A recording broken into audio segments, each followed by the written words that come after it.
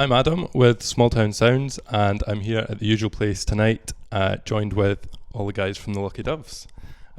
First of all, how are we getting on? It's been a little while since we all last spoke to you, but we're getting there. It's been, how long has it been? What, 2 years? 2 years maybe? That's been quite a while, yeah.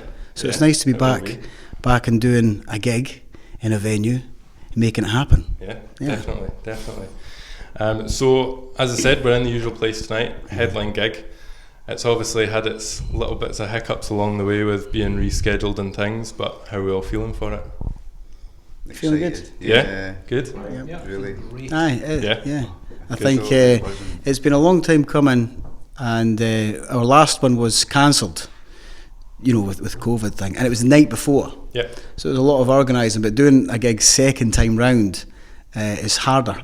Yeah. It's a lot harder to get everybody to the right thing. I think we tried we looked at March, and then it was April, and then other people schedules just constant. So we're here now. It's May, ready to go. And it's definitely going ahead now. They can't cancel it now, can they? They can't cancel it. I don't think they can cancel it now. Probably a bit past the point of cancelling it now. Okay. Unless there's a variant that comes in the next 10 minutes. Then we should be all We good should to go. be okay. Yeah, brilliant. So, what can we expect to see during the show for anybody that hasn't seen you before? Jamie, do you want to take that one?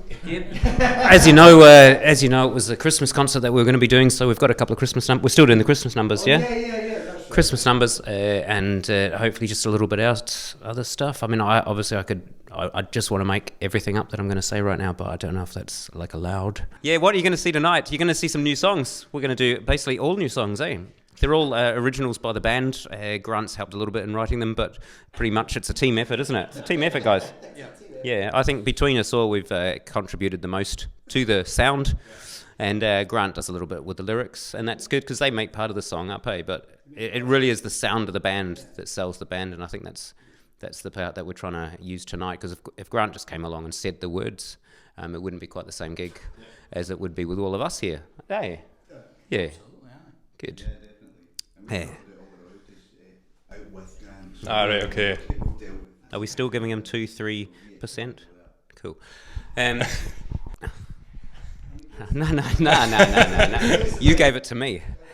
Keep on with the questions. Go on. Ask me anything. So, along with tonight's gig, you've got two brilliant supports, Cammy Black and Kate Kyle. How did you go about choosing these supports? Was it a kind of outright decision for you, or?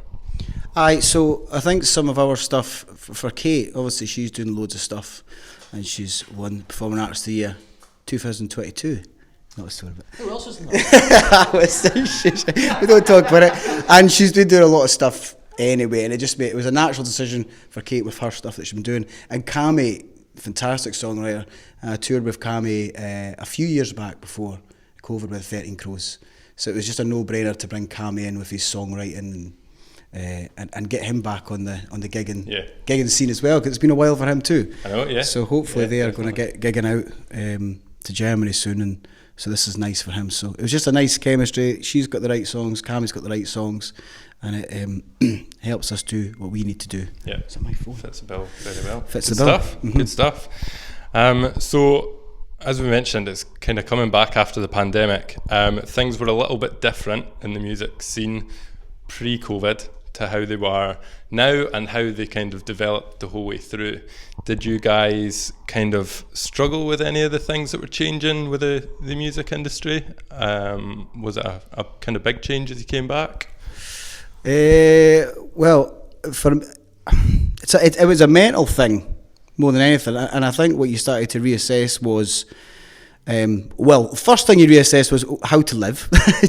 So most of us got other things outside music, but then you spend so long not doing it, then all of a sudden you start doing it again, but then you decide we've got a position where we kind of do what we want to do. There was a point where you just done every gig and you were out every weekend, and there was a kind of mad rush to do this thing, and then all of a sudden you got that time to chill out. And I wrote the stuff usually during lockdown, because I had the time, I had the space, it'd be nice to get everybody together, and that's how the Lucky Doves was formed. It was just supposed to be a couple little tracks in the studio, And we thought, oh, this is nice chemistry, you know. So we just kept going. Can't get rid of us now. No.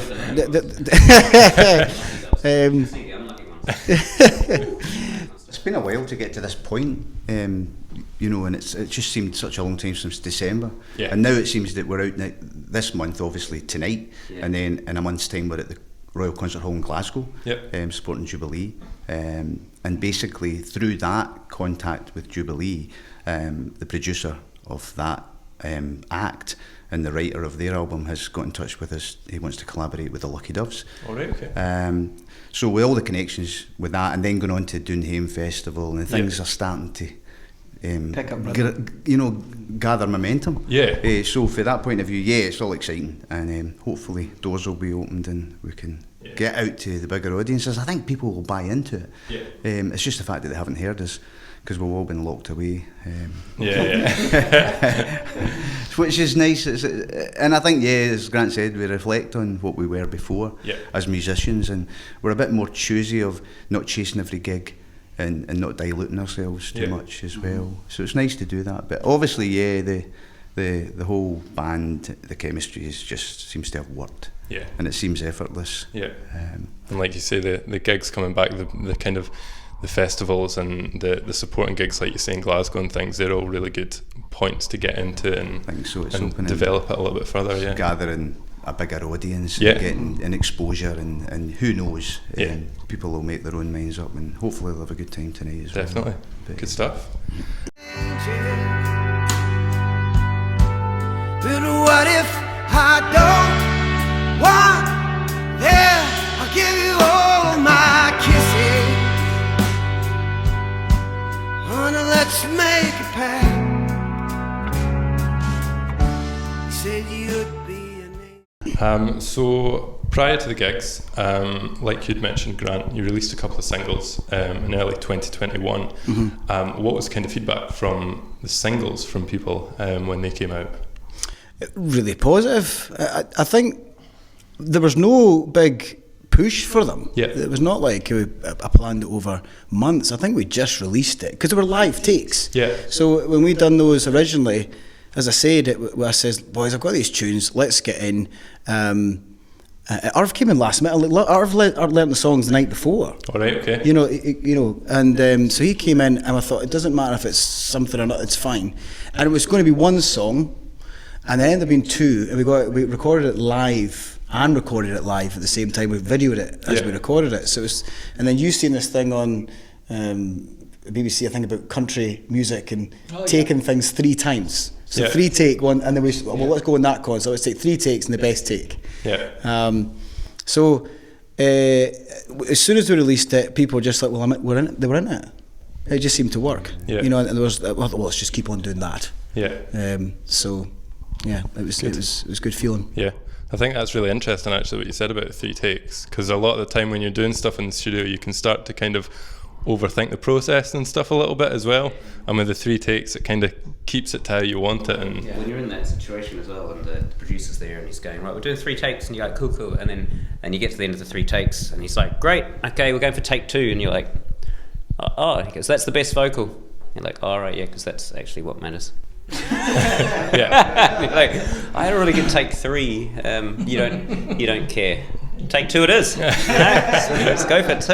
It's brilliant. Yeah, it's a good way to record, eh? Yeah, definitely. it captures the magic. I think there's something about that. Yeah. You know, just the sprinklings there, and it doesn't get jaded, and it doesn't feel as if it's forced. Totally. Yeah. I think there's space for producing, but as I was quite keen to get straight on to the other stuff that we've got going on, and it was Jamie who says, let's just hold back, let's gig a bit and sort of find the sound, get to know the sounds, and then and actually, although it's nice to be able to produce a song, you want to know what you want out of it first. Yeah. So Definitely. taking our time now. Good. And what's on the cards at the moment in terms of releases? Is there anything? Is there any kind of studio stuff, or is it just kind of sticking to the gigs at the moment? Yeah, it's certainly we're going to get June out of the way in the Glasgow Concert Hall, Fergus was talking about before. Yeah. And then see out of the set, which because the live is just coming back, it's that audience band thing. Yeah. So I think we'll know that tonight. Yeah. We get the audience. Well, that's the song. I think we all kind of know which songs we want to do, and Yeah. I think we're all quite the same as far as the songs. There's just a couple of songs we're like, well, they're really good. You know what I mean? Like, we need to do something with those. So, it'll definitely come out soon. But hopefully later on well, I don't want it too late. Maybe later on this year we'll get at least something out. Yeah. Keep it fresh. Yeah. Mm-hmm. Good stuff. So back in February, I mean, you touched on it a little bit earlier on, Fergus particularly. You announced a couple of pretty big gigs. So Jubilee at Concert Hall, and Dunham as well, that's taken place. How are you feeling about those shows? Are you pretty excited about them? Jubilee particularly, like you mentioned, it's a good... I was basically asked to be the drummer in the Jubilee band. Right, okay. And then things changed where the Jubilee band themselves wanted to use people that they knew, which was fine. But in the process, I started working with Gary Miller, who is quite a big name in the industry, and he asked me to do some drum tracks. I did one particular drum track that he was really happy with, so it's looking like it's going to be Jubilee's next single. So it's just been in Nashville, being mixed by Kent Wells, which is Dolly Parton's producer. All right, okay. So I just got the mixes back during the week. So Dolly Parton sent a little video wishing Jubilee all the best in the tour, and we're involved in it. And it's a bit surreal, but it's almost like networking and contacts and doing a good job for someone, and then you don't know where it leads. Yeah. But had it not started off by me being asked originally, it probably wouldn't have come about. Yeah. But he asked us if we would support them, so it wasn't like I was going chasing someone. Yeah. So, here's hoping we get the bus loads to the tour, and then if there's support of Jubilee maybe supporting Dolly on a tour. Okay. So the connection there's obviously good for the band. Definitely. It gives us a bit of a buzz. Yeah. You know, it's not nothing wrong with playing smaller gigs, but you always strive to go for the bigger ones, because you're home by 10:30 and you got your joggies on and a cup of tea. and the Dunham Fest as well. That'll be another nice gig with Sandy. Yeah. Sweetman, or I know it's been a shame for Sandy the last couple of years as well. Put on that gig. So, but to be fair, the Water Boys are playing this year, so I'm really pleased about that. Yeah. Can't wait. So, can't wait. You know what I mean, to be up there, and they've got it sorted up there. Yeah, it's going to definitely. be fantastic. So. Yeah, it's set to be a really good lineup. I mean, first time round, it was set to be a really good lineup, and then unfortunately because of COVID and things, that changed. But they've managed to secure it to be really good again this year, which is great. good. Fantastic. And it's good for Dumfries as It's well. great for Dumfries. Yeah. It's looking like a great few months ahead. Yeah. It is, aye, totally. Definitely. Nice. Definitely. And aside from the shows, aside from the kind of studio stuff that you're looking to do later on, is there anything else that you're looking to do, a kind of little exclusive, or is there nothing else on the cards at the moment? Well, I think we're looking at a kind of... we're going to go for children's toys. We're going to get... we've got a Grant doll happening. A bit like a... yes. Dave, we done this live thing. And it's spawned on from that, where Dave's just said, why don't we branch out and get like tea cozies merch? You know, so he's just thinking ahead here. Tea cozies and you know. I think Aldi are buying into us as well. So some Christmas time, can't say too much at the moment. Obviously. Oven gloves, these sort of things. He's really thinking outside the box how we can branch our merch. So who knows? Maybe I've brought a range of. Well, you're obviously decorating, that's your trade, I'm flooring. So I think they're looking at both of us. We spoke to maybe a couple of weeks ago, they were talking about bringing out products. So we'll wait and see, but I mean, it's all brilliant. Branch your merch as much as possible. Yeah, I've got some shag pile carpets coming into the equation. Lucky to have shag pile carpets. Now, moving away from the various merch and that kind of thing, Grant, looking at you particularly as the writer of the songs, is there any kind of inspiration behind it, or kind of input from the outside world that goes into the tracks, or what's your kind of method of doing it? So I was actually massively inspired by the 13 Crows. That's where it started. Yeah. Because I got loads of recordings, but I never done anything with them. I think being out there with Cammy, he's just like, just get it done. just play the songs and go for it, you know what I mean? I was like, and there was a hustle out there because they were doing the van thing. They were listening to we listened to all sorts on that tour bus, you know, and Springsteen to Brian Fallon and all these guys, and Cher. Hold on, we don't put Cher.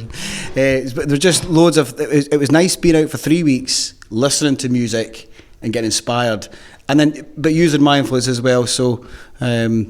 And listening to each other as well. So me and Dave's been playing music together and we've been playing a long time. Yeah. And learning each other, and then Jamie came in. We talked about Chris Stapleton as well, and that sort of sound. So there's loads. One of my favourite bands is the Frames. You know, Glenn Hansen Frames. I love that sort of storytelling with that rawness behind the music. So loads of different ones for sure. Yeah. But definitely some of these out the set, I think, came from that tour, you know, that, especially that Bruce Springsteen thing. I was like, that sort of rough thing, so it's good. No, good. That's a good thing with touring as well. It kind of opens your mind a little bit more to music that's out there and gives you that little bit of inspiration. So definitely, good. The other side of 9, 10 feet behind the starting line, and your road is different to mine. You might as well be lying on a bed of broken starlings. They could wait on your wings, boy, but you will fly before you fall. Now, finally, for anybody that's not heard the releases that you've done or not seen you live, how would you describe your sound, and have you got anything more to add to kind of put yourselves out there? I mean, that seems like a dangerous question with some of the answers that we've had, but I'm going to pass this out to Jamie because if I see what our sounds like, you're going to. I think you've got an idea. I don't really have a clue at all. No, we've got our own sound. It's a bit folk Americana rock vibe, isn't it? It's got it all going on. It's very hard to pigeonhole genres these days because there's too much. We all play in different genres, really, so it's only record stores that want to like give you a genre. I'm okay not worrying about that. They're just really good songs. I think the BBC had said it's sort of the Waterboys meets the Pogues. Right, okay. That was a quote that was kicking about, which you can see where they're coming from a little bit. I think it's more Americana. I don't know. I think it's more Americana as well. I'm not. But it's. Do you know what it is? It's subjective. You know, whatever. Everyone will listen to it different, and if they like a musical style that has a fiddle in it, they'll associate us with that musical style with a fiddle, but with drums and electric guitar. You know, that's everyone's going to think of it their own way. Yeah. So it's all about the songs, essentially. It's whatever the songs are. That's the genre. And we've not heard the full set. Nah, totally. It's only based on. That's true. I was just saying that it's only based on that, like better Starlings. You can see how they've got that poke down. I can see how they came out with that idea. So since then, Book of Bruce, Mama's Boy. You know, we've got so many more songs and Ready to Love. So it has sort of we're starting to sit inside our sound a little bit more. Good. So there we go.